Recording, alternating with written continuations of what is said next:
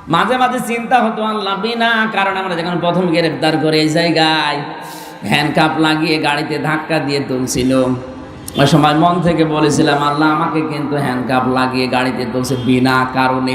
আমিও তো জেলখানায় ছিলাম, আমি দেখেছি কত মানুষকে পড়িয়েছি। ওই সময় ওরা বলতো আমরা জানি যে আপনার কষ্ট হয়, আপনি বিনা কারণে, আপনার নামে মামলা দিয়েছে বিস্ফোরকের মামলা। বিস্ফোরক কি আপনি চেনেন? আমরা বললাম জানি না। ওরাও জানে যে আপনার নামে বিস্ফোরক মামলা, এটা বানানো, আমিও জানি, কিন্তু আমার তো কিছু করার নেই, আমি দায়িত্বে আছি। অন্তত আমি এই জায়গায় থাকতে যতটুকু পারি আপনাকে আমি হেল্প করব। এই যে যতটুকু পারি হেল্প করব, সাহায্য করব, এই মনোভাব তৈরি করে দিল শত্রুর ভেতরে কে? এইটা আতাতানাজ্জালু আলাইহিমুল মালাইকা। আমি অনেক পুলিশকে দেখতাম ওই সময় জেলখানায় আসার সময় প্যান্টের নিচে জায়নামাজ ভাঁজ করে বেল্টের মতো নিয়ে এসে বলছে হুজুর আপনি নামাজ পড়েন, কিন্তু এই জায়গায় তো নামাজ পড়ার মতো না, আপনি এটা বিছিয়ে নামাজ পড়ে যাবার সময় আপনি দিয়েন, আমি বাড়ি নিয়ে আবার রেখে আসবো। মনের সাহস তো এমনি বাড়ে না।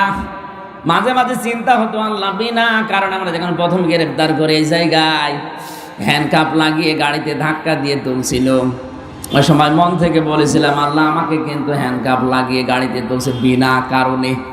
বিনা কারণ মানে আমি সুদের বিরুদ্ধে বলেছিলাম যে মসজিদের সভাপতি সুদ খায়, এইরকম মানুষ সভাপতি থাকলে এখানে নামাজ হবে না। এ কথা আমি বানিয়ে বললাম। সূরা তাওবায় আছে 17-18 নম্বর আয়াতে যে মসজিদের দায়িত্বে থাকতে হলে 5টা গুণ লাগে। ইন্নামা ইয়ামুরু মাসাজিদাল্লাহি মান আমানা বিল্লাহি ওয়াল ইয়াউমিল আখিরি ওয়া আকামাস সালাতা ওয়া আতাজ যাকাতা ওয়া লাম ইয়াখশা ইল্লাল্লাহ। 5টা গুণ যাদের ভেতরে নেই তারা ধর্মীয় কোনো আয়োজনে আঞ্জাম দেওয়া ঠিক না। তার ভেতরে মসজিদ, মাদ্রাসা, ঈদগাহ, গোরস্থান, এতিমখানা, এমনকি মাহফিলে। চুপ করো।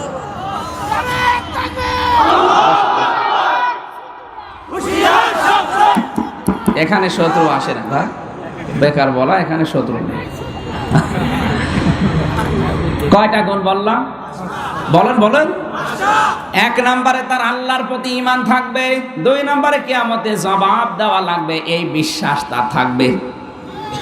আমরা দেখি ধর্মীয় প্রতিষ্ঠানের অনেকগুলো জায়গার অনেকে দায়িত্ব নেয়, 2 বছরের ভেতরে ধনী হয়ে যায়, টাকাগুলো সব ফেরেশতারা দেয়। ও যদি বুঝতো যে কিয়ামতে কিন্তু আমরা দাঁড় করাবে আল্লাহ, তার নিজের সামনে জবাব দেওয়া লাগবে, ডান হাতের টাকা বাম হাতে নিত না। এক কথা বলে না কেন?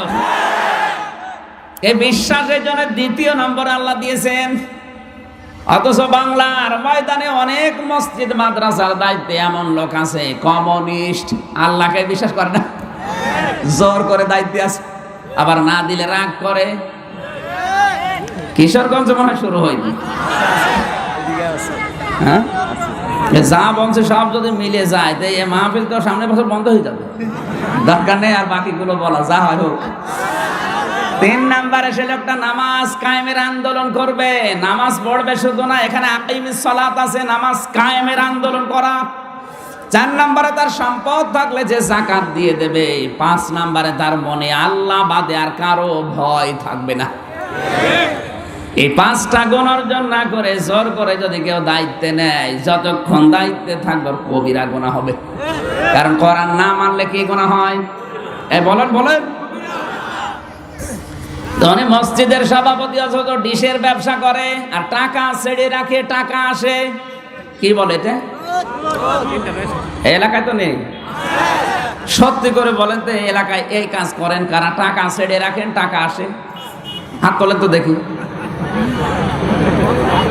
না না, আপনি যদি হাত না তোলেন আমি বিশ্বাস করবো এখানে যারা বসে আছে এরা মিথ্যাবাদী। আপনি মিথ্যা কথা বললেন কেন? হাত তোলা লাগবে, আমি দেখতে চাই এরকম লোক। ওই যে 100 হাত তুলেছে, দাঁড়ান, আপনি দাঁড়ান, দাঁড়ান। কয় টাকা ছেড়ে রেখেছেন দেখি? ও মনে হয় এখন মাথা নিচু, ওই যে 100। না, আমি হাসির খোরাকি দেয়নি। যারা এই কাজে আছেন তারা নিজের মায়ের সাথে জেনায় লিপ্ত আছেন। আপনি পড়েই শুধু নাউজুবিল্লাহ করছেন, আরো কইরে কি করছে? এটা বন্ধ করা দরকার, যদি না খেয়েও থাকেন তাও। যদিও ভিক্ষা বৃত্তি করা ঠিক না, তারপরও বলবো যে ভিক্ষা করে খান, কিন্তু এই কাজ করা যাবে না। টাকা ছেড়ে রাখে, টাকা আসে, কি বলে বলেন বলেন। এটার সর্বনিম্ন গোনা হচ্ছে মায়ের সাথে 33 বার একাধারে জেনা করা, আর সব চাইতে বড় গোনা আল্লাহ রাসূলের বিরুদ্ধে অস্ত্র ধরা। এই গোনাটা এখন বাংলাদেশে খুব বেশি চলছে, আর গ্রাম অঞ্চলে তো আরো বেশি। এখন ওই নামটা পাল্টিয়ে ওরা ইন্টারেস্ট বলে খাচ্ছে।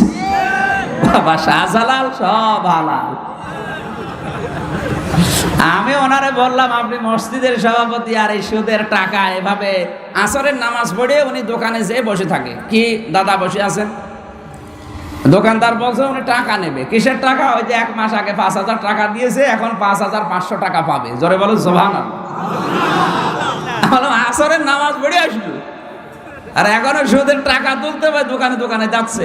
এই লোক সভাপতি থাকলে আমি এই মসজিদে থাকবো না। অনেক বলছে কি আপনি আমার অপমান করলেন, হুজুর পিসকে হুজুর বেশি বোঝেন। একটা কথা হলো, বলেন তো, নামে মামলা দিল যে উনি শিবির করে, শিবিরের ক্যাডার, রক কেটে বেড়ায় আন্দাজে। শিবির করে, শিবিরের ক্যাডার, রক কেটে বেড়ায়, এরকম একটা প্রমাণ এ দেশে যারা করে আপনি দেখাতে পারেননি? খালি শুনে শুনে, খালি শুনে শুনে বল। আমি তো আরো দেখি যারা রক কাটে তাদের নামে ওই বদনাম নেই, তাদের নামে আলাদা শব্দ আছে।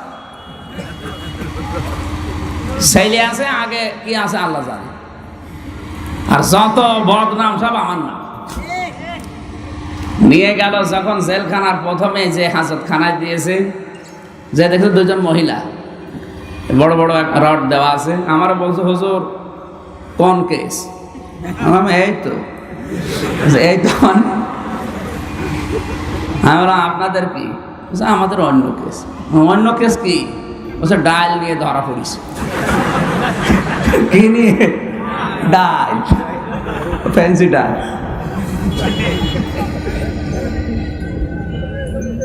এইটাই কঠিন অবস্থায়ও মন ভাঙে নাই। যে কয়দিন ছিলাম আমার মন ভাঙে নাই কেন? আমি বারবার দেখছিলাম যে লোকটা দারোয়ান হিসাবে দায়িত্ব পালন করছে, মাঝে মাঝে এই যে জিজ্ঞাসা করছে তোর পানি লাগবে, খাবার লাগবে, কিছু লাগলে আমারে বলে।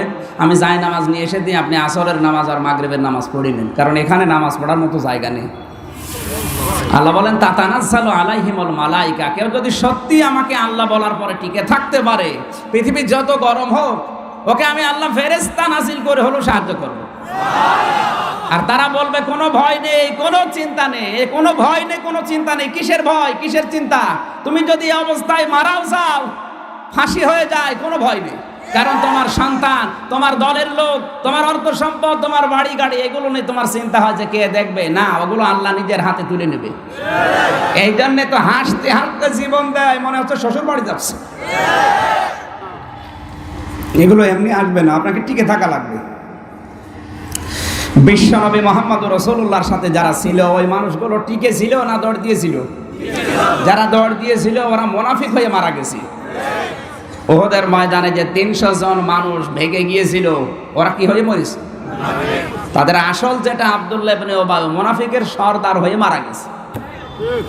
আর যারা ওই সময় 700 মানুষ ছিল 1000-এর ভেতরে, প্রত্যেকে আল্লাহর জান্নাতের সার্টিফিকেট নিয়ে দুনিয়া থেকে বিদায় নিয়েছে। এই জন্য আমাদেরকে আল্লাহ পরীক্ষায় এমনি করে না, আমাদেরকে আল্লাহ টিকিয়ে রাখতে চায়। আমরা পক্ষপাতিত্ব করি কিনা কোনো কিছু পেলে, দলীয়করণ করি কিনা, আত্মীয়করণ করি কিনা, খালি নিজের দিকে টানি কিনা, এটা আল্লাহ দেখার জন্যই পরীক্ষা নেয়। কথা বুঝতে পেরেছেন?